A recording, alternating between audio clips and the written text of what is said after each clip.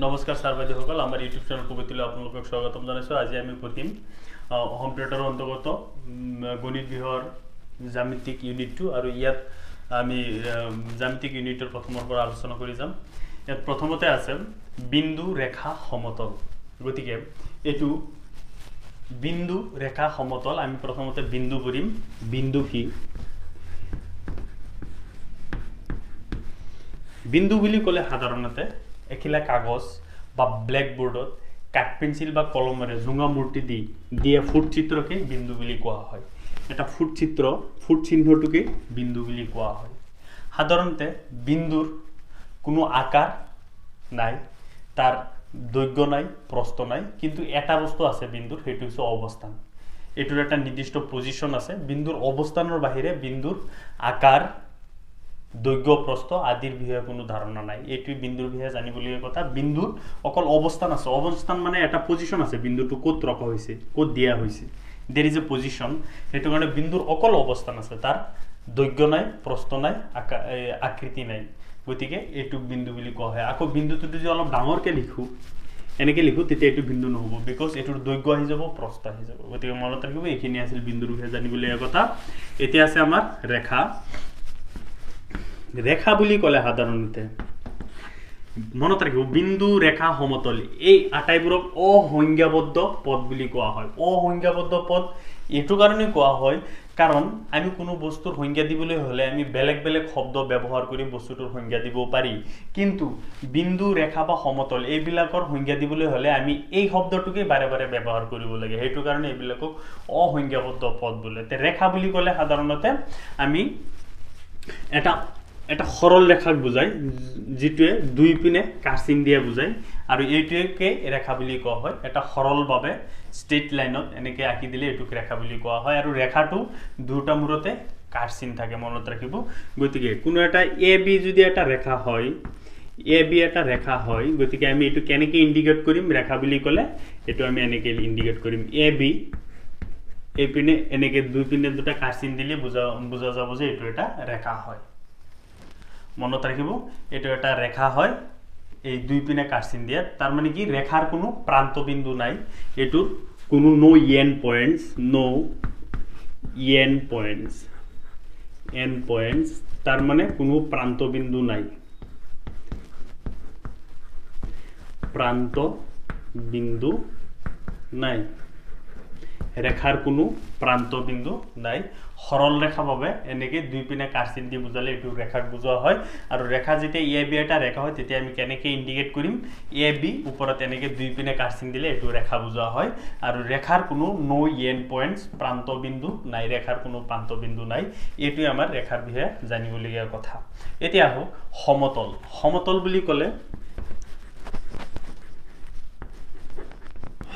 বুলি ক'লে সাধাৰণতে প্লেইন, যিটো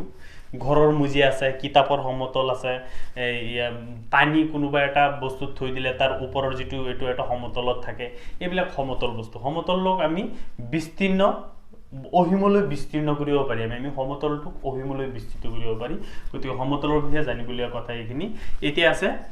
ৰেখাখণ্ড, ৰশ্মি। আহক আমি ৰেখাখণ্ড আৰু ৰশ্মি পঢ়ি যাওঁ।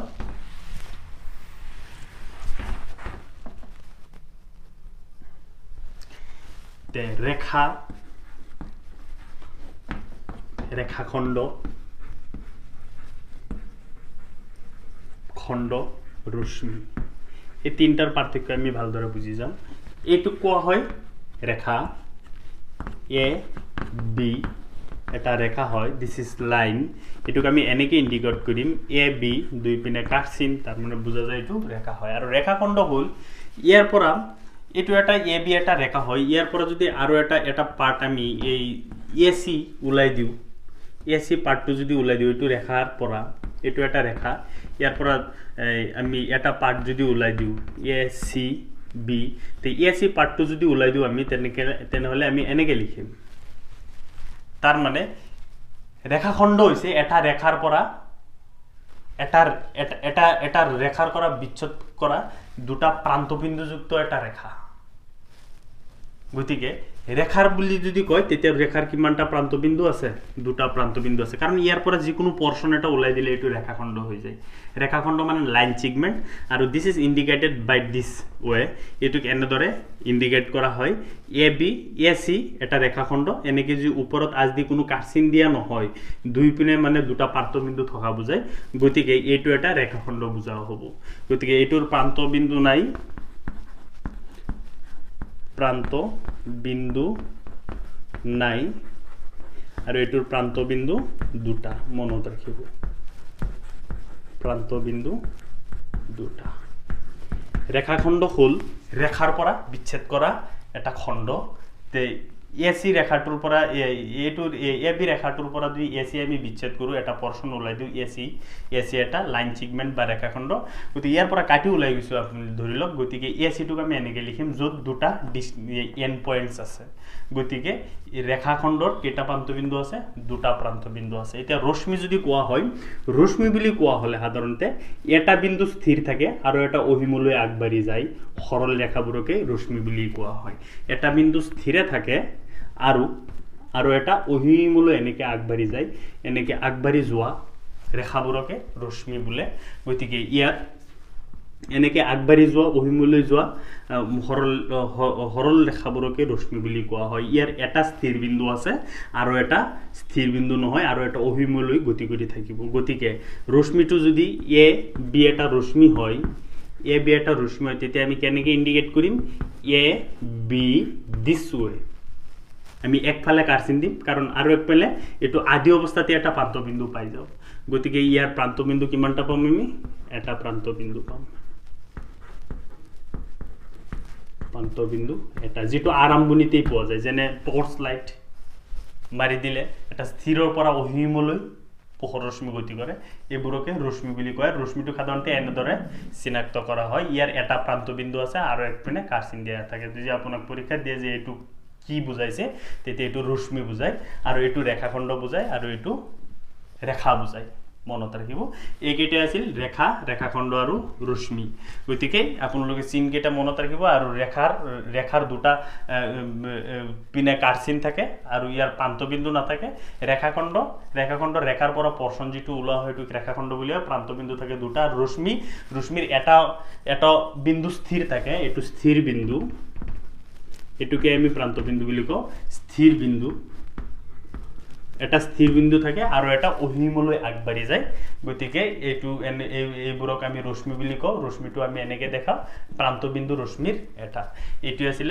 ৰেখাখণ্ড আৰু ৰশ্মি আহক আমি পিছলৈ আগবাঢ়ি যাওঁ এতিয়া আমি পঢ়িম মধ্যৱৰ্তীতা ৰেখাৰ জোৰ এতিয়া মধ্যৱৰ্তীতা বুলি ক'লে সাধাৰণতে যদি আমি এটা ৰেখা লওঁ A তিনটা বিন্দু লও A B and C তিনটা বিন্দু এটা ৰেখাৰ AC ৰেখাটোৰ তিনিটা বিন্দু A B and C লও তেতিয়া আমি কি লিখিব পাৰিম যে AC ইকুৱেল টু আমি কি লিখিব পাৰিম AB প্লাস BC AB মানে এইখিনি যোগ এইখিনি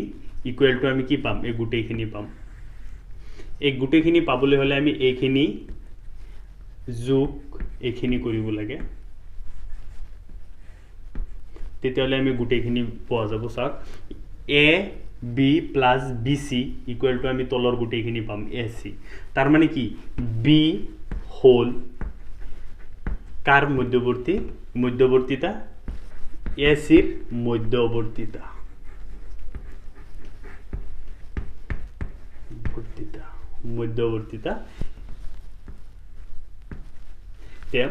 B হোল AC ৰ মধ্যৱৰ্তীতা বিকজ AC ইকুৱেল টু আমি কি লিখিব পাৰি AB প্লাস BC গতিকে B যেটো মিড পয়েন্ট হয় এটো A আৰু C ৰ মধ্যৱৰ্তীতা বুলি কোৱা হয় মনত ৰাখিব এতিয়া আছে ৰেখাৰ জোৰটো আমি কেনেকৈ পঢ়িম ৰেখাৰ জোৰ বুলি ক'লে আমি ধৰকচোন দুটা ৰেখা লৈছো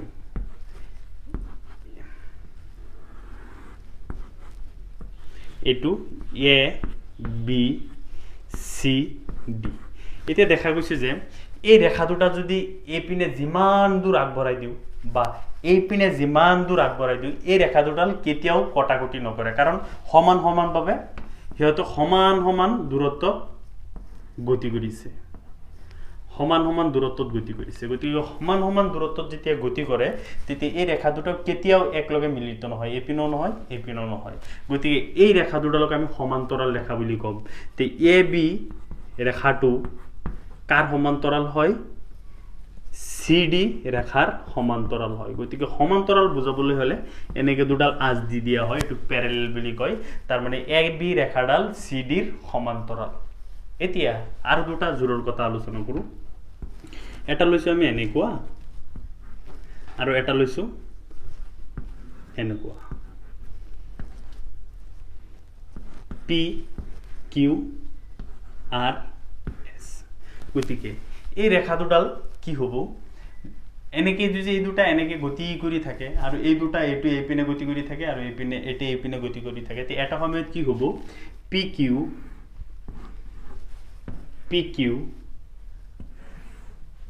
এস আৰ হইতে এনেকে কটাকটি কৰিব যেতিয়া কটাকটি কৰিব তেতিয়া এইটোৰ সমান্তৰাল নহব ধৰকচোন ও বিন্দুত কটাকটি কৰিছে গতিকে ও বিন্দুটো এই ৰেখা দুডালৰ উমৈহতীয়া বিন্দু মনত ৰাখিব কাৰণ এই দুটা দেখাতি সমান্তৰাল হৈ থকা নাই এইটোৰ সমান্তৰাল হৈ আছে কি হৈ থকা নাই যেনেকৈ এইটো সমান্তৰাল হৈ আছে গতিকে হৈ থকা নাই যেতিয়া এই দুটা এটা বিন্দুত মিলিত হ'ব যেতিয়া মিলিত হ'ব তেতিয়া কি হ'ব যদি মিলিত হয় তেতিয়া এটা বিন্দুত হিয়ত কটাকটি কৰিব ধৰকচোন ও বিন্দুত কটাকটি কৰিছে গতিকে ও বিন্দুটো হ'ব হিয়তৰ উমৈহতীয়া বিন্দু এইখিনি আছিল ৰেখাৰ জোৰৰ বিষয়ে জানিবলগীয়া কথা এতিয়া আমি পঢ়িম কোণৰ বিষয়ে এতিয়া আমি পঢ়িম কোণৰ সংজ্ঞাটো আমি পঢ়িম তো কোণৰ সংজ্ঞা হৈছে একেটা ৰেখাত নথকা তিনিটা বিন্দু এ বি সিৰ একেটা ৰেখাত নথকা তিনিটা বিন্দু এ বি সিৰ ক্ষেত্ৰত এ বি এটো ৰশ্মি আৰু এ সি এটো এটা ৰশ্মি আমি কাৰ্চিনৰ পৰা কৈছো লগ লাগি উৎপন্ন কৰা আকৃতিটোকে কোণ বোলে আমি তিনিটা বিন্দু লম একেটা ৰেখাত নথকা আৰু হে তিনিটা বিন্দুৰে আমি লগ লাগি এটা তাৰ ভিতৰত এটা উমৈহতীয়া বিন্দু থাকিব আৰু এইটোৱে লগ লাগি উৎপন্ন কৰা আকৃতিটোকে কোণ বুলি কোৱা হয় এতিয়া আমি দেখিম এ বি আৰু এ সি এই দুটাৰ মাজত থকা উমৈহতীয়া এটা কোণ আছে বিন্দু আছে এই বিন্দুটো কি এটুটো আছে গতিকে এইটো বিন্দু আমি ইয়াত লৈ এটো যেহেতু উমৈহতীয়া বিন্দু আৰু তিনিটা ৰেখাত একেটা ৰেখাত নথকা তিনিটা বিন্দুতে আমি ইহতৰ উমৈহতীয়া এটা বিন্দু পাইছো ইয়াতো আছে তে এটো হৈছে উমৈহতীয়া বিন্দু পিছত বাকি দুটা বিন্দু লৈ লো একেটা ৰেখাত নথকা তেতিয়া আমি বেলেগত লৈ লম এইপিনে এটা লৈছো বি বিন্দু আৰু এইপিনে এটা লৈছো সি বিন্দু গতিকে আমি যদি এনেকে আষ্টানি দিও এটো হ'ব এ বি আৰু এনেকে যদি আষ্টানি দিও এটো হ'ব এ সি গতিকে এই দুটাৰ উমৈহতীয়া বিন্দুটো হৈছে এ বিন্দু গতিকে এ বিন্দুটো এ আৰু সিৰ শীৰ্ষবিন্দু গতিকে এই যে উৎপন্ন কৰা আকৃতিটো কোণ বুলি কোৱা হয় আৰু এইটো কোণ বুলি কোৱা হয় আৰু ইয়াক সাধাৰণতে ডিগ্ৰী হিচাপত জোকা হয় মনত ৰাখিব ইয়াক ডিগ্ৰী হিচাপত জোকা হয় গতিকে এইটো হৈছে কোণ মনত ৰাখিব যে একেটা ৰেখাত নথকা তিনিটা বিন্দু এ বি সিৰ ক্ষেত্ৰত এ বি আৰু এ সি লগ লাগি উৎপন্ন কৰা আকৃতিটোকে কোণ বুলি কোৱা হয় গতিকে কোণত আমি এই ৰশ্মি দুটাৰ পৰা দেখিছো ইয়াতো আছে ইয়াৰ হল উমৈহতীয়া বিন্দু গতিকে এইটো দুইটাত লগ লাগিব পৰাকে এটা উমৈহতীয়া বিন্দু দিয়াৰ পিছত বাকি দুটা বিন্দু পইণ্ট টেষ্ট কৰি আমি যেতিয়া লগ লগাই দিম তেতিয়া কোণ উৎপন্ন হয় এতিয়া আমি পঢ়িম কোণৰ সমদ্বিখণ্ডটো আমি অতি ধ্যান দি পঢ়ি যাম ইয়াৰ পৰা পৰীক্ষাত প্ৰশ্ন আহে তে কোণ বুলি ক'লে সাধাৰণতে আমি অলপ আগতে যে শিকিছো এটা কোণ আমি হেতুকে বিবেচনা কৰিছো বি এ সি তে এটো হৈছে কোণ এটো ডাঙৰ কোণ এই কোণটো হৈছে বি এ সি কোণ এই এংগল দি আমি এই কোণটো বুজাও আৰু বি এ যেটো কোণ ইন্ডিকেট কৰা হয় এটো মাজত ৰাখা হয় বি এ সি এটো কোণ এতিয়া এই কোণটোৰ মাজত এটা বিন্দু লও আমি ধৰক পি বিন্দু লৈছো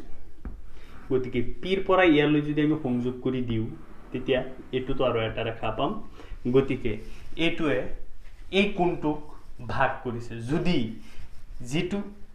ভাগ কৰাৰ পিছত যদি ইয়াতে দুটা কোণ উৎপন্ন হৈ গৈছে এই কোণ দুটা যদি সমান হয় তেন্তে পি বিন্দুটো বি এ সি কোণটোৰ সমদ্বিখণ্ডক বুলি আমি ক'ব পাৰি এইটোই কথা গতিকে ইয়াত দুটা কোণ উৎপন্ন হৈছে আমি পি বিন্দুটো এই শীৰ্ষবিন্দুটোৰ সৈতে সংযোগ কৰি দিলে আমি দুটা কোণ উৎপন্ন হৈছে ইয়াত কি দুটা কোণ উৎপন্ন হৈছে এটা হৈছে বি এ পি আৰু এটা হৈছে পি এ সি গতিকে এই দুটা যদি সমান হয় তাৰ মানে এইটো কোণ আৰু এইটো কোণ যদি সমান হয় তেতিয়া এই পি বিন্দুটো এ বি এ পি কোণৰ সমদ্বিখণ্ডক বুলি কোৱা হয় গতিকে সমদ্বিখণ্ডক হ'বলৈ হ'লে এইটো ধৰকচোন 60 ডিগ্ৰী আছে গোটেইখিনি 60 ডিগ্ৰী আছে কিন্তু ইয়াত যেতিয়া পি সমদ্বিখণ্ডকে ভাগ কৰিছে তে দুইটা ভাগ কিমান ডিগ্ৰী হৈ যাব 30 ডিগ্ৰী গতিকে পি বিন্দুটো বি এ সিৰ সমদ্বিখণ্ড যদি সমানে ভাগ কৰে এটো আছিল কোণৰ সমদ্বিখণ্ড এতিয়া আমি পঢ়িম সন্নিহিত কোণ সন্নিহিত কোণ বুলি ক'লে দুটা কোণৰ এটা উমৈহতীয়া শীৰ্ষবিন্দু আৰু উমৈহতীয়া বাহু থাকিলে তাৰোপৰি কোণ দুটাৰ ভিতৰত কোনো উমৈহতীয়া বিন্দু নাথাকিলে তেন্তে কোণৰ জোৰটোক সন্নিহিত কোণ বুলি কোৱা হয় ধৰক এটা কোণ বি এ সি গতিকে ইয়াত আৰু এটা ৰেখাৰে যদি আমি এনেকৈ ভাগ কৰি দিওঁ এতিয়া এইটো পি এ পি ৰেখা বুলি আমি ধৰি লৈছোঁ আৰু এইটোক ভাগ কৰিছে গতিকে কৈছে দুটা কোণৰ এটা উমৈহতীয়া শীৰ্ষবিন্দু গতিকে ইয়াত দুটা কোণ পাই গৈছোঁ আমি বি এ পি আৰু পি এ সি দুটা কোণৰ এটা উমৈহতীয়া শীৰ্ষবিন্দুটো কি পাইছোঁ আমি এ আৰু উমৈহতীয়া বাহু থাকিলে আৰু এ বি আৰু এ সিৰ উমৈহতীয়া বাহু কি এ পি বাহু থাকিলে আৰু তাৰোপৰি কোণ দুটাৰ ভিতৰত কোনো উমৈহতীয়া বিন্দু নাথাকিলে আৰু কোনো উমৈহতীয়া বিন্দু আছে নে ইয়াৰ বাহিৰে নাই গতিকে কোণ দুটাক সন্নিহিত জোৰ বুলি কোৱা হয় কোণ দুটাৰ জোৰক সন্নিহিত কোণ বুলি কোৱা হয় তাৰ মানে আমি কি ক'ম বি এ পি আৰু পি এ সি সন্নিহিত কোণ এজোৰ সন্নিহিত কোণ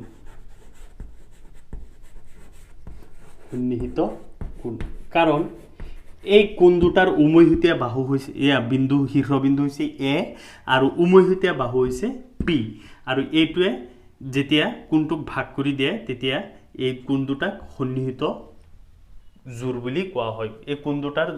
এজোৰ সন্নিহিত কোণ বুলি কোৱা হয় তেনেকৈ আমি আৰু বহুত লিখিব পাৰিম তেনেকৈ আমি এইটো পি কিউ ৰেখাখণ্ডক যদি এ বি এ ছেদ কৰিছে গতিকে এইটো ধৰকচোন এ কোণ উৎপন্ন হৈছে এইটো বি কোণ উৎপন্ন হৈছে গতিকে এ আৰু বি কি কোণ হ'ব সন্নিহিত এজোৰ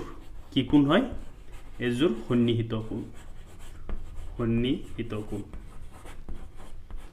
কাৰণ কিয় সন্নিহিত কোণ কাৰণ এই দুটাৰ এই কোণটোক ভাগ কৰা উমৈহতীয়া বাহুটো কি এ বি আৰু শীৰ্ষবিন্দুটো কি বি বিন্দু সেইটো কাৰণে আৰু ইয়াৰ মাজত আৰু অন্য কোনো বিন্দুই নাই গতিকে এইটোক কোৱা হয় এই কোণ দুটা কোৱা হয় এজোৰ সন্নিহিত কোণ এ আৰু বি এজোৰ সন্নিহিত কোণ এইটো আছিল সন্নিহিত কোণৰ সংজ্ঞা এতিয়া আমি পঢ়িম সূক্ষ্ম কোণ সমকোণ আৰু স্থূল কোণ এইবিলাক সহজ বস্তু বেছিক বস্তু তথাপি ইয়াৰ মাজত আমাৰ অলপ ভুল হৈ যায় গতিকে আমি এইখিনি পঢ়ি যাম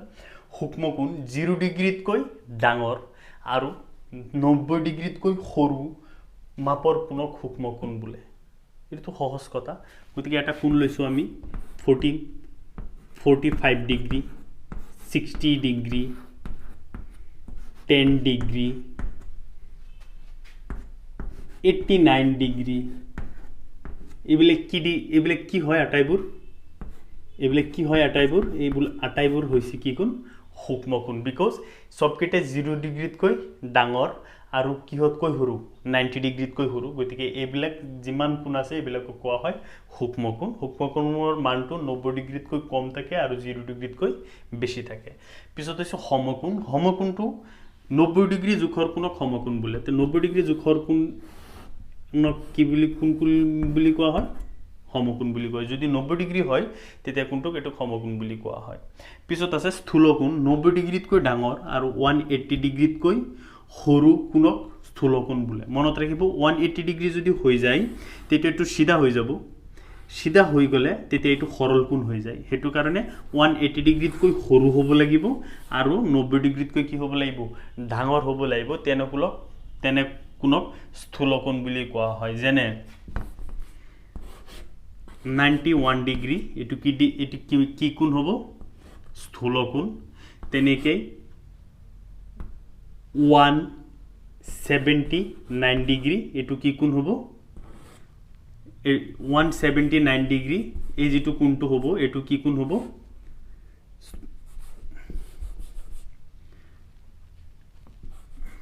179 ডিগ্ৰী যেটো কোণটো হ'ব এটো কোণ কি কোণ হ'ব এটো স্থূলকোণ হ'ব তেনেকে আমি যদি 170 ডিগ্ৰী লিখো সাপোজ ধৰি লৈছো আমি কোণবিলাক এংগল বিলাক জাগাৰ কাৰণে নহলে তেনেকে আঁকিব লগিয়া হলে হয় গতিকে 170 ডিগ্ৰী এটো কি কোণ হৈ যাব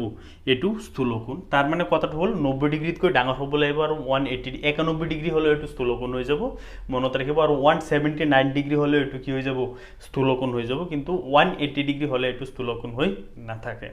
গতিকে হেতু হৈ যাব সৰল কোণ গতিকে এইবিলাক হৈছে স্থূলকোণ এতিয়া আমি পঢ়িম ধৰক এটা বৃত্ত আঁকিছো ইয়াত কিমানটা চুক আছে আমি যদি ভাগ কৰি দিও কিমানটা চুক পাম আমি এটা দুটা তিনিটা চাৰিটা গতিকে প্ৰতিটো চুকত আমি কিমান ডিগ্ৰী কোণ হৈ থকা দেখা পাইছো সমকোণ এটোত আছে 90 ডিগ্ৰী এটো কিমান ডিগ্ৰী হ'ব 90 ডিগ্ৰী আৰু এটো কিমান হ'ব 90 ডিগ্ৰী এটো কিমান হ'ব 90 ডিগ্ৰী চাৰিটা অংশত দি ভাগ কৰি দিও গতিকে ইয়াৰ দুই মাজে মাজে সমানে ভাগ কৰি দিওতে 90 আৰু 90 কিমান হৈ যাব 180 ডিগ্ৰী হৈ গলে সিধা এডাল সৰল ৰেখা হ'ব হেতু কাৰণে এনে কোণক সৰল কোণ বুলি কোৱা হয় মনত ৰাখিব এতিয়া আমি পঢ়িম পূৰক কোণ আৰু সম্পূৰক কোণ আমি পঢ়িম পূৰক কোণ আৰু সম্পূৰক কোণ এই দুটাৰ পৰা জানিবলগীয়া খুব কথা আছে তাৰ ভিতৰত এটা হৈছে পূৰক কোণ দুটা কোণৰ সমষ্টি 90 ডিগ্ৰী হলে কোণৰ জোৰটোক পূৰক কোণ বোলে তাৰ মানে দুটা এংগল যদি 90 ডিগ্ৰী হয় সমষ্টি তেতিয়া সেই কোণ দুটাক পূৰক কোণ বুলি কোৱা হয় সাধাৰণতে 90 ডিগ্ৰী হ'বলৈ হলে কোণবিলাক এনেকৈ হ'ব লাগিব এটো 90 ডিগ্ৰী এটো 90 ডিগ্ৰী এটো 90 ডিগ্ৰী কিন্তু এটো এনেকুৱা হ'ব পাৰে এনেকুৱাও হ'ব পাৰে এনেকুৱাও হ'ব পাৰে কোনো কথা নাই কিন্তু এই দুটা যোগ কৰিলে কিমান ডিগ্ৰী হ'ব লাগিব যদি 90 ডিগ্ৰী হয় তেন্তে কোণ দুটা পূৰক কোণ বুলি কোৱা হয় দুটা কোণৰ সমষ্টি 90 ডিগ্ৰী হলে কোণৰ জোৰটো পূৰক কোণ বুলি কোৱা হয় গতিকে এটো যদি 30 ডিগ্ৰী হয় তেতিয়া এটো কিমান ডিগ্ৰী হ'ব লাগিব 60 ডিগ্ৰী এটো যদি 70 ডিগ্ৰী হয় তেতিয়া এটো কিমান ডিগ্ৰী হ'ব লাগিব 20 ডিগ্ৰী এটো যদি 10 ডিগ্ৰী হয় তেতিয়া এটো কিমান ডিগ্ৰী হ'ব লাগিব 80 ডিগ্ৰী হ'ব লাগিব গতে সব কেটা যোগ কৰি আমি কিমান পাম 60 plus 30 তেতিয়া কিমান পাম 90 20 plus 70 কিমান পাম 90 তেনেকৈ 80 plus 10 কিমান ডিগ্ৰী পাম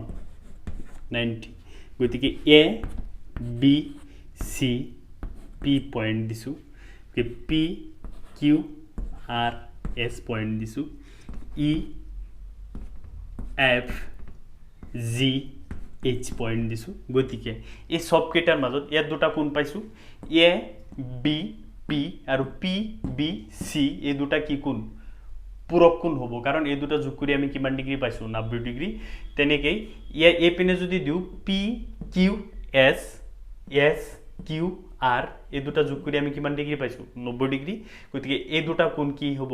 পূৰক কোণ হ'ব ই এফ এইচ আৰু এইচ এফ জি এই দুটা কোণ যোগ কৰি আমি কিমান পাইছো 90 ডিগ্ৰী গতিকে এই কোণ দুটাও কি কোণ হ'ব পূৰক কোণ হ'ব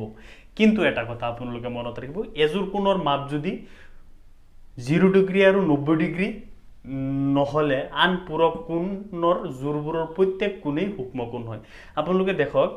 এই পিনে এটো সূক্ষ্ম কোণ হয় এটো সূক্ষ্ম কোণ সব কেটা 90 ডিগ্ৰীতকৈ সৰু কিন্তু 0 ডিগ্ৰীতকৈ ডাঙৰ তাৰ মানে কি পূৰক কোণ হ'বলৈ হলে সূক্ষ্ম কোণ হ'বই লাগিব দুটা কোণ সূক্ষ্ম কোণই হ'ব লাগিব কিন্তু এটা কন্ডিশনত যদি দুটা কোণৰ এটা 0 ডিগ্ৰী নহয় আৰু এটা 90 ডিগ্ৰী নহয় তেতিয়াহে সূক্ষ্মকোণ হ'ব কিন্তু 90 ডিগ্ৰী হৈ গ'লে তো সূক্ষ্মকোণ হৈ নাথাকিব গতিকে এই কণ্ডিশ্যনটোৰ বাদে মনত ৰাখিব 0 ডিগ্ৰী আৰু 90 ডিগ্ৰী যদি কোণ দুটা এনেকুৱা নহয় বাকি যিমান কোণেই লোৱা হোক পূৰক কোণ দুটা সূক্ষ্মকোণ হয় মনত ৰাখিব পিছত আছে সম্পূৰক কোণ সম্পূৰক কোণ বুলি ক'লে এজোৰ কোণৰ সমষ্টি 180 ডিগ্ৰী হ'লে কোণৰ জোৰটোক সম্পূৰক কোণ বুলি কোৱা হয় তো 180 ডিগ্ৰী হ'বলৈ হ'লে এইটো ৰৈখিক হ'বই লাগিব এটো ৰৈখিক হ'ব লাগিব এনেকুৱাই হোক কোনো কথা নাই কিন্তু ৰৈখিক হ'ব লাগিব তেতিয়া ইয়াক যদি সমানে ভাগ কৰি দিও এক যদি আমি এনেকে পয়েন্ট যিকোনো পয়েন্টত ভাগ কৰি দিও গতিকে ইয়াত আমি দুটা পয়েন্ট পাম এটু পয়েন্ট গতিকে এটু যদি এই দুটাৰ সমষ্টি 180 হ'ব লাগিব এই দুটাৰ সমষ্টি কি হ'ব 180 হ'ব কাৰণ এটু ৰৈখিক মানে কি মই আগতে কৈছিলো যে বৃত্ত এটা চাৰিটা চুক থাকে সমানে ভাগ কৰি দিলে এপিনে দুটা চুক যদি লগ কৰি দিও তেতিয়া 180 ডিগ্ৰী হয় মানে সৰল কোণ বুলি কোৱা হয় এটুক সৰল কোণক আমি দুটা পয়েন্টত ভাগ কৰি দিলে দুটা কোণত ভাগ কৰি দিলে এই কোণ দুটাৰ সমষ্টি আমি কিমান পাম 180 পাম গতিকে এটু যদি আমি 40 ডিগ্ৰী ধৰো তেতিয়া হলে 180 হ'বলৈ হলে এটু কিমান হ'ব লাগিব 140 ডিগ্ৰী তেনেকে এটু যদি আমি 70 ডিগ্ৰী বুলি ধৰো তেতিয়া হলে 180 হ'বলৈ হলে এটু কিমান লাগিব 110 ডিগ্ৰী গতিকে এই দুটা কোণ যদি যোগ কৰি আমি কিমান পাম 110 plus 70 তাৰ মানে 180 ডিগ্ৰী আৰু 140 plus 40 কিমান পাম 180 ডিগ্ৰী তাৰ মানে এইটো কোণ আৰু এইটো কোণ কি কোণ এই কোণ দুটা সম্পূৰক কোণ তেনেকে এজোৰ কোণৰ সমষ্টি 180 ডিগ্ৰী হলে কোণৰ জোৰটোক সম্পূৰক কোণ বুলি কোৱা হয় তাৰ মানে এইটো সম্পূৰক কোণ তেনেকে এইটো আৰু এইটো কি কোণ সম্পূৰক কোণ কাৰণ এই দুটাৰ সমষ্টি কিমান ডিগ্ৰী হৈছে 180 ডিগ্ৰী হৈছে গতিকে এই কোণবোৰক সম্পূৰক কোণ বুলি কোৱা হয় এইটো আছিল সম্পূৰক কোণ গতিকে পিছত আমি পঢ়িম ত্ৰিভুজ দ্বিমাত্ৰিক বন্ধ আকৃতি ত্ৰিভুজ চতুৰ্ভুজ আৰু বৃত্ত এবিলাকক দ্বিমাত্ৰিক বুলি কোৱা হয় কাৰণ এবিলাক সমতলত অঙ্কন কৰিব পাৰি আৰু দুটা দিশত বিস্তৃত হৈ থাকে সেই কাৰণে এবিলাকক দ্বিমাত্ৰিক বুলি কোৱা হয় বা আমি সংক্ষেপে 2D আকৃতি বুলি ক'ব পাৰো মনত ৰাখিব ত্ৰিভুজ চতুৰ্ভুজ বৃত্ত এবিলাক গতিকে আমি পঢ়িম ত্ৰিভুজ একে সৰল ৰেখাত নথকা তিনিটা বিন্দু A B আৰু C ৰেখাখণ্ড যদি আমি ল A B B C আৰু C গঠন কৰা জ্যামিতিক আকৃতিটোকে ত্ৰিভুজ বুলি কোৱা হয় আমি তিনটা পয়েন্ট ল আৰু এটো যে এনেকা আকৃতি ত্ৰিভুজটো তো বেসিক কনসেপ্ট আমাৰ জানাই আছে গতিকে এটো ত্ৰিভুজ বুলি কোৱা হয় A B C ৰেখাখণ্ড হৈছে A B B C আৰু C A B to B C আৰু C এই তিনটা ৰেখাখণ্ডই আমি এটো ত্ৰিভুজ উৎপন্ন কৰিছে আৰু এই ত্ৰিভুজটো আমি এনেকে লিখিম ত্ৰিভুজ A B C এটো সিম্বলে ত্ৰিভুজ বুজায় আৰু সংক্ষেপে কোণবিলাক যদি দিয়া হয় তেতিয়া আমি এনেকে লিখিম A কোণ B কোণ আৰু C কোণ একেটাক আমি এই কোণ বুলি A কোণে এটো ইন্ডিকেট কৰিছে এটো কৰিছে আৰু C কোণে এটো কৰিছে গতিকে এটো হৈছে ত্ৰিভুজ আৰু এই ত্ৰিভুজৰ তিনটা কোণৰ মাপৰ সমষ্টি 180 ডিগ্ৰী হয় কোনটো কিমান হয় হেতুলৈ কথা নহয় কিন্তু এই তিনটা যোগ কৰি কিমান হৈ যায় 180 ডিগ্ৰী হ'বই লাগিব কিন্তু ত্ৰিভুজৰ ওপৰত ভিত্তি কৰি কোন নিৰ্দিষ্ট কিছুমান কোণ থাকে আমি এটো আগলৈ আলোচনা কৰিম এতিয়া কথা হ'ল যে আমি এই ত্ৰিভুজটোৰ বাহিৰত ধৰকচোন ইয়াতে এটা বিন্দু লৈছো P আৰু ইয়াতে এটা বিন্দু লৈছো S গতিকে P আৰু S বিন্দু দুটা ত্ৰিভুজৰ বহিৰ্ভাগত অৱস্থিত মনত ৰাখিব ইয়াৰ পৰা প্ৰশ্ন দিয়া পৰীক্ষাত P আৰু S বিন্দু দুটা ত্ৰিভুজৰ বাহিৰত আছে কাৰণে এই বিন্দু দুটা ত্ৰিভুজৰ বহিৰ্ভাগত অৱস্থিত আকৌ যদি এনেকুৱা থাকে যে R আৰু এটা পয়েন্ট লৈছো Q গতিকে এই দুটা ত্ৰিভুজৰ ভিতৰত আছে গতিকে এই দুটা বিন্দু ত্ৰিভুজটোৰ অন্তভাগত থকা বিন্দু আৰু বাহুৰ ওপৰত থকা বিন্দু যেনে কি T U এবিলাক হৈছে এই বিন্দুবিলাক যদি আমি লও এবিলাক হৈছে ত্ৰিভুজৰ বাহুৰ ওপৰত থকা বিন্দু মনত ৰাখিব তে এইখিনি আছিল ত্ৰিভুজ এতিয়া আমি পঢ়িম ত্ৰিভুজৰ শ্ৰেণী বিভাজন তো ত্ৰিভুজৰ শ্ৰেণী বিভাজন আমি দুটাৰ ওপৰত নিৰ্ভৰ কৰি কৰিব পাৰি এটা হৈছে কোণৰ ওপৰত আৰু এটা হৈছে বাহুৰ ওপৰত এতিয়া কোণৰ ওপৰত নিৰ্ভৰ কৰি ত্ৰিভুজক তিনটা ভাগত ভাগ কৰা হয় মনত ৰাখিব এটা হৈছে সূক্ষ্মকোণী ত্ৰিভুজ আৰু এটা সমকোণী ত্ৰিভুজ আৰু এটা স্থূলকোণী ত্ৰিভুজ সূক্ষ্মকোণী ত্ৰিভুজটো আগতে মই কৈ দিছিলো যদি 0 ডিগ্ৰীতকৈ ডাঙৰ আৰু 90 ডিগ্ৰীতকৈ সৰু কোণবোৰকে সূক্ষ্মকোণ বুলি কোৱা হয় গতিকে সূক্ষ্মকোণী ত্ৰিভুজ বুলি ক'লে এটা ত্ৰিভুজৰ আটাইকেইটা বাহু যদি সূক্ষ্মকোণ হয় তেতিয়া সেই ত্ৰিভুজটোক সূক্ষ্মকোণী ত্ৰিভুজ বুলি কোৱা হয় যেনে এইটো হ'ল 60 ডিগ্ৰী এইটো হ'ল ধৰক আৰু এইটো 70 ডিগ্ৰী এইটো হ'ল 50 ডিগ্ৰী গতিকে সবকেইটা কোণ কিমান 90 ডিগ্ৰীৰ তলত বিলো 90 ডিগ্ৰী 90 ডিগ্ৰীতকৈ সৰু এই কোণবিলাক 90 ডিগ্ৰীতকৈ সৰু 90 ডিগ্ৰীতকৈ সৰু হয় কিন্তু কাতকৈ ডাঙৰ হয় 0 ডিগ্ৰীতকৈ ডাঙৰ হয় এই কোণবিলাক যে গতিকে এই কোণবিলাককে কি কোণ বুলি কোৱা হয় এই কোণবিলাকৰ দ্বাৰা গঠন হোৱা ত্ৰিভুজটো সূক্ষ্মকোণী ত্ৰিভুজ বুলি কোৱা হয় মানে আটাইবোৰ কোণে যদি সূক্ষ্মকোণ হয় মানে 90 ডিগ্ৰীও নহয় আৰু 0 ডিগ্ৰীতকৈ বেছি হ'ব লাগিব 90 ডিগ্ৰীতকৈ কম হ'ব লাগিব তেতিয়া সেই কোণবিলাকৰ দ্বাৰা গঠিত ত্ৰিভুজটো সূক্ষ্মকোণী ত্ৰিভুজ বুলি কোৱা হয় মনত ৰাখিব আৰু সমকোণী ত্ৰিভুজটো সহজ কথা যদি সমকোণী ত্ৰিভুজৰ এটা কোণ 90 ডিগ্ৰী হয় কিমান ডিগ্ৰী হয় 90 ডিগ্ৰী হয় তেতিয়া সমকোণ হ'বলৈ হলে 90 ডিগ্ৰী লাগিব যদি এটা ত্ৰিভুজৰ এটা কোণ 90 ডিগ্ৰী হয় তেতিয়া সেই ত্ৰিভুজটো কি কোণ বুলি কোৱা হয় সমকোণী ত্ৰিভুজ বুলি কোৱা হয় মনত ৰাখিব পিছত আছে স্থূলকোণী ত্ৰিভুজ স্থূলকোণী ত্ৰিভুজটো হৈছে এটা কোণ স্থূল হ'ব লাগিব স্থূল হ'লে মানে কিমান হ'ব লাগিব 90 ডিগ্ৰীতকৈ কি হ'ব লাগিব 90 ডিগ্ৰীতকৈ ডাঙৰ হ'ব লাগিব কোণ যিটো লম কিন্তু কিহতকৈ সৰু হ'ব লাগিব 180 ডিগ্ৰীতকৈ সৰু হ'ব লাগিব x মানে স্থূলকোণটো ধৰা হৈছে আপুনি যি ধৰক এই x ৰ মানটো 180 তকৈ কম ল'ব লাগিব কিন্তু 90 ডিগ্ৰীতকৈ কি হ'ব লাগিব বেছি হ'ব লাগিব এই কন্ডিশনটোৱে স্থূলকোণ প্ৰিফাৰ কৰে গতিকে স্থূলকোণ হ'বলৈ হলে ধৰক আমি এনেকৈ এটা আঁকিছো গতিকে এটো যদি আমি এই 95 ডিগ্ৰী ধৰো গতিকে এই দুটা সংযোগ কৰি দিলে এটো এটা কি কোণ হ'ব স্থূলকোণ হ'ব কাৰণ 90 ডিগ্ৰীতকৈ ডাঙৰ আৰু 180 ডিগ্ৰীতকৈ সৰু কোণক স্থূলকোণ বুলি কোৱা হয় তে স্থূলকোণী ত্ৰিভুজ হ'বলৈ হলে এটা কোণ যদি স্থূলকোণ হয় তেতিয়া সেই কোণটোক স্থূলকোণী ত্ৰিভুজ বোলে তেনেকৈ আপোনাৰ এনেকুৱা হ'ব পাৰে এটো 120 গতিকে এটো কি কোণী ত্ৰিভুজ হ'ব এটো এটা স্থূলকোণী ত্ৰিভুজ হ'ব কাৰণ ইয়াৰ মানটো 180 ডিগ্ৰীতকৈ সৰু কিন্তু কিহতকৈ ডাঙৰ আছে 90 ডিগ্ৰীতকৈ ডাঙৰ আছে গতিকে এনেকুৱা কোণবোৰক কি কোণ ত্ৰিভুজ বুলি কোৱা হয় স্থূলকোণী যিবিলাক ত্ৰিভুজৰ এটা কোণৰ মান স্থূলকোণ হয় তেতিয়া সেই ত্ৰিভুজবোৰক স্থূলকোণী ত্ৰিভুজ বুলি কোৱা হৈছে গতিকে ত্ৰিভুজৰ শ্ৰেণী বিভাজন কোণৰ অনুসৰি এই তিনিটা ভাগত ভাগ কৰা হয় আৰু এই তিনিটা ভাগে আশা কৰিছো আপোনালোকে বুজি পাইছে এতিয়া আমি পঢ়িম বাহুৰ ওপৰত নিৰ্ভৰ কৰি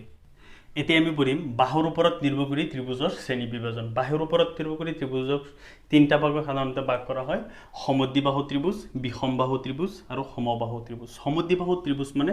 যিবিলাক ত্ৰিভুজৰ দুটা বাহুৰ মাপ সমান সেইবোৰক সমদ্বিবাহু ত্ৰিভুজ বুলি কোৱা হয় এ বি সি যদি এটা সমদ্বিবাহু ত্ৰিভুজ হয় গতিকে সম মানে সমান দ্বি মানে দুটা বাহু গতিকে যদি ত্ৰিভুজৰ দুটা বাহুৰ মাপ সমান হয় সেইবোৰ ত্ৰিভুজক সমদ্বিবাহু ত্ৰিভুজ বুলি কোৱা হয় গতিকে এইটো বাহু আৰু এইটো বাহু বুলি আমি সমান বুলি ধৰিছো গতিকে এইটো ত্ৰিভুজক কি ত্ৰিভুজ বুলি কোৱা হয় সমদ্বিবাহু ত্ৰিভুজ বুলি কোৱা হয় যদি এইটো বাহু আৰু এইটো বাহু যদি সমান বুলি ধৰো তেতিয়া এইটো বিপৰীত বাহুৰ লগত কৰা কোণ দুটাও সমান হয় গতিকে মনত ৰাখিব এইটো কোণ যিমান হ'ব এইটো কোণো সিমান হ'ব এইটো হৈছে সমদ্বিবাহু ত্ৰিভুজ আৰু বিষমবাহু ত্ৰিভুজ বুলি ক'লে কোনোটোৰ মানে ঠিক না থাকে গতিকে এইটো এ বি সি প্ৰত্যেকটো বাহুৰ মাপ বেলেগ যিবিলাক ত্ৰিভুজৰ প্ৰত্যেকটো বাহুৰ মাপ বেলেগ হয় সেইবিলাকক বিষমবাহু ত্ৰিভুজ বুলি কোৱা হয় গতিকে এইটোৰ মাপি বেলেগ আকৌ এইটোৰ মাপি বেলেগ তিনিটা বাহুৰ মাপ যদি বেলেগ হয় তেনে ত্ৰিভুজক বিষমবাহু ত্ৰিভুজ বুলি কোৱা হয় এইটো মনত ৰাখিব বিষমবাহু ত্ৰিভুজৰ প্ৰত্যেকটো কোণৰ মানো কি হয় বেলেগ হয় কিন্তু সব কেইটা কোণ যোগ কৰিলে আমি 180 ডিগ্ৰী পাম এইটোতো ত্ৰিভুজৰ তিনিটা যোগ কৰিলে আমি 180 ডিগ্ৰী পাম পিছত আছে সমবাহু ত্ৰিভুজ বুলি ক'লে আটাইবোৰ বাহুৰ মাপ সমান হয় যদি আটাইবোৰ বাহুৰ মাপ সমান হয় তেনে ত্ৰিভুজক সমবাহু ত্ৰিভুজ বুলি কোৱা হয় এ বি সি এটা ত্ৰিভুজ হয় গতিকে এই সব কেইটা বাহুৰ মাপ যদি সমান হয় এইটো আৰু এইটো এই তিনিটা বাহুৰ মাপ যদি সমান হয় তেনে ত্ৰিভুজক সমবাহু ত্ৰিভুজ বুলি কোৱা হয় আৰু সমবাহু ত্ৰিভুজৰ প্ৰতিটো কোণৰ মানেই 60 ডিগ্ৰী মনত ৰাখিব প্ৰতিটো কোণৰ মানেই কিমান ডিগ্ৰী হয় 60 ডিগ্ৰী আটাইবোৰ কোণ সমান হয় আৰু প্ৰতিটোৰ মান 60 ডিগ্ৰী মনত ৰাখিব সংক্ষেপে আমি বুজি লৈছো সমবাহু ত্ৰিভুজ মানে যিবিলাক ত্ৰিভুজৰ প্ৰতিটো বাহুৰ মাপ সমান সেইবিলাকক সমবাহু ত্ৰিভুজ বুলি কোৱা হয় আৰু সমবাহু ত্ৰিভুজৰ প্ৰতিটো কোণৰ মাপ কিমান ডিগ্ৰী হয় 60 ডিগ্ৰী হয় আৰু এটুকে সমবাহু ত্ৰিভুজ বুলি কোৱা হয় এতিয়া আমি ত্ৰিভুজৰ পঢ়িবলগীয়া প্ৰায়খিনি আমি হেৰি কৰিলো এতিয়া আমি চতুৰ্ভুজ পঢ়িম